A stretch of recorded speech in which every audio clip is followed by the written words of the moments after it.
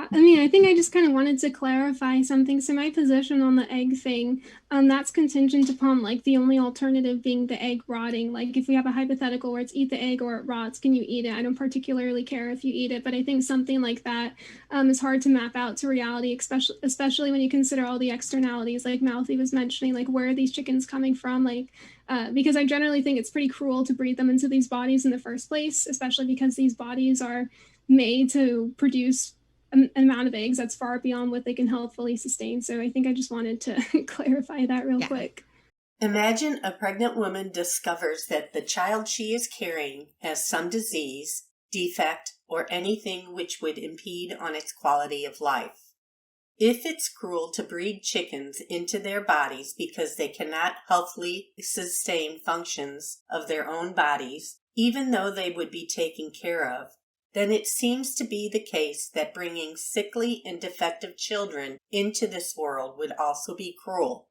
And by that, we reach a conclusion that veganism promotes something which resembles eugenics. Because abuse is something bad and we shouldn't abuse others, it means that women should abort pregnancies in those scenarios. If they don't, they will be abusers of their own children. If the child is sentient when it was discovered that it's sick or has defects, then it seems to be a humane thing to do to abort pregnancy and kill the child, so it wouldn't suffer and wouldn't be subjected to constant abuse.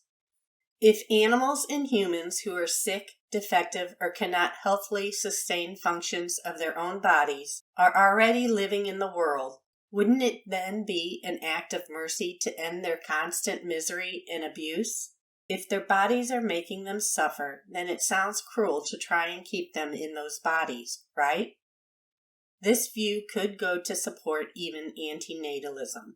Some could say that it's abusive for people to be bred into existence if life is suffering, or if there would be more pain and suffering compared to pleasure and happiness. So if we seriously take what she said there, it would lead to some interesting conclusion for veganism.